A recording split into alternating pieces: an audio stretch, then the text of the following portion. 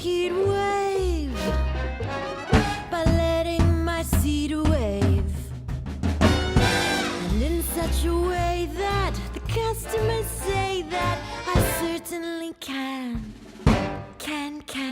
Michelle is such a brilliant interpreter of scripts and so good at the nuances of character and the complexity of human beings that, you know, she gravitated to those private Marilyn scenes brilliantly. There was actually a movement coach who was working with Michelle, who had broken down the sort of Marilyn's body movement, who we sort of talked briefly about how that classical poise was old school.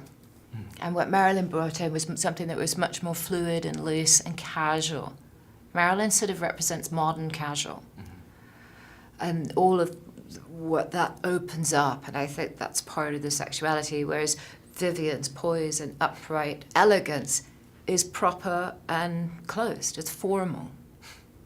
And in all honesty, Adrian Hodges, who did the screenplay, did a beautiful job, and I sort of found that every moment with Vivian was very truthfully a representation of her, and allowed it to be, in a very short space of time, quite complicated, and didn't simplify her standpoint, because she really had a complicated life. Larry tells me that you are quite superb, and I am wild with jealousy. But everyone says you are a wonderful Elsie on stage. Oh, but I'm too old to play her in the film. Larry was quite brutal about that. You see, the truth is all that matters to him, and that's why we all admire him so very much.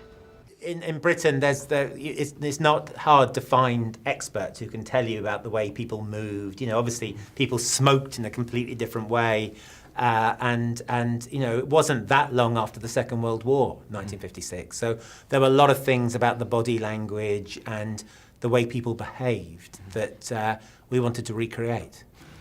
Well, Simon, our director, was wonderful because he knew everything about them and that relationship and what he stood for and what he was desperately trying to achieve. And I think at this particular time, Hank Milton was just wanting desperately to make this operation run smoothly, to make this film. It was his big chance as a producer.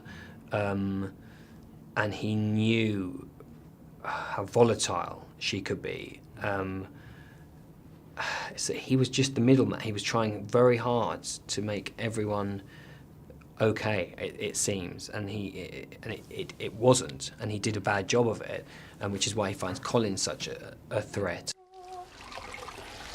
Light of heart and fancy free, that's the way to start. There will be nothing to lose till you lose your heart.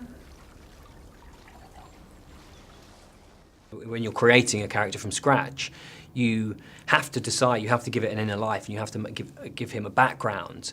And you often think, well, am I making the wrong decision? Or this doesn't actually connect or help with this scene now, and maybe that's incorrect. And you get there in the end, but actually if he's already someone that was and has been, then you have a wealth of information that you can use, and everything starts to kind of make sense. My job with this film was to tell Colin Clark's version of these events. It was his diary that we were dramatising, and he was the witness to these events. So other things would have happened during the making of this film that really we couldn't portray because Colin wasn't present. He himself describes it as a fairy tale that nevertheless was true.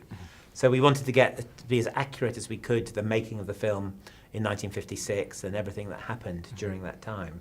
But there's also this lovely magical, romantic fantasy quality to it as well. Just dropped by to take Colin out to lunch. You're not taking him to Marilyn? Oh, no, sir. Okay. You have a nice time, boys. Surprise! Jesus. Roger and I decided to take you on an adventure.